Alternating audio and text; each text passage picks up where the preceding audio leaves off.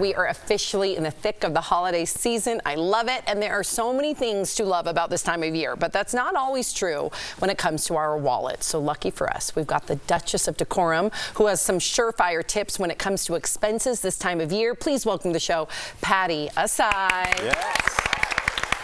Thank you for having me. Absolutely. All right, Pattie, we want to know the big question first. How much should we be spending on the gifts during the holidays? Not a lot, all right? So the rule is you are not to spend more than 1.5% of your annual salary on gifts, and under no circumstances you go into debt buying gifts. Yeah. So that is the rule. Okay, that's good to know. Yeah, that's tough though, because I feel like some people's families, they're big gift givers, but I think a lot of people, especially this year, Pattie, are like, look, my pockets are not how they always have been. Yep. So if you're not in the best financial place right now, should you still buy gifts, or what should you say? Okay, so first of all, buying gifts is not obligatory, okay? There is no shame in your game if you can't afford to buy gifts. So what you need to do is just have an open and honest conversation with your friends and family and say, you know what, this year I'm prioritizing other financial goals, right? And I won't be participating in gift giving, but I would love to spend some time together. Now, if you have a limited budget, do not sleep on the dollar store. You can buy great gifts at the dollar store, especially for kids, because kids don't know the difference between an expensive gift and inexpensive gift, right? They're just happy they got a gift. So the dollar store is great. Right. That's a good idea. So are there ways that we can like ease the financial burden? Obviously the dollar store is a good start. Maybe making something at home by, I don't know, like something by your own hands. So there's a few things you can do. I love DIY gifts. So maybe a basket of cookies. Yes. Or I got That's flavored cute. olive oil one year. It was amazing. Yes, it was amazing. But you should start planning early, right? Start saving every single month in the beginning of the year, so then when you get to November or December, you're not struggling. But if you haven't saved and you're getting into November, it's too late this year, but next year, I always suggest no spend November. In that month, you only buy things you need to survive, and that's not coffee out, that's not eating lunch out, none of that, right? You'd be amazed how much you save at the end of the month, and that is what you spend on your holiday gifts. I love that. That's so smart. I started making my coffee at home. Saving a lot of money.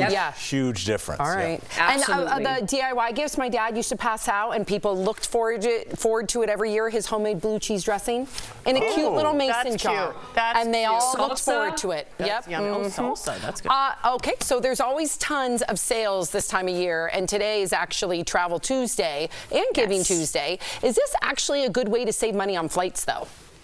Yes, it is. This is not a scam. Everyone wonders if it's a scam. It is not. This is the biggest sale on flights of the year. So yes, so it's a great time to buy airline tickets today. What? I had no clue. What if we already purchased airline tickets for the holidays, but there's a better deal? Seriously, can you somehow cancel that flight and buy these at a cheaper cost for people out there? I don't work for the airlines, Jeff. Yeah, I'm sorry. I don't work for the airlines, but it really depends on which airline. And sometimes they have rules where they do allow you to do that. Okay, that was just from the hip there. Okay, switching gears. We talk a lot about crazy tip culture, how crazy it has become.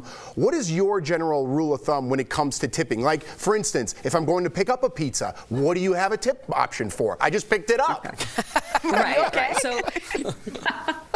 So here is the rule. You don't have to tip, right? So when you go to Starbucks and get coffee, you don't have to tip unless the person is not making minimum wage. So at a lot of restaurants, they don't make minimum wage, right? That's why you're tipping at restaurants.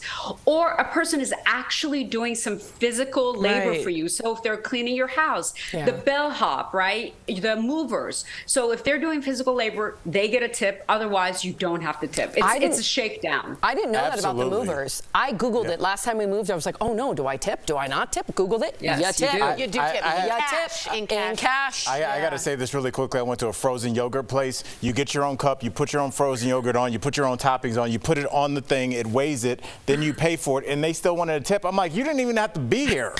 It was just me. They did nothing. It was just me in the frozen yogurt place, and she had her hands behind her back like a guard or something. We are officially on the porch drinking lemonade. Really We're 108 years old. These two in rocking chairs. Pattie, thank you so much for joining us today. Pattie. DBL Nation, to learn more money tips tips, follow Patty on social media at Duchess of Decorum or go to her website, pattieehsaei.com, and be sure to check out her podcast, No Romance Without Finance. Big Thanks facts again, on that. Patty. Thank you for having me. We'll tip Bye-bye. you.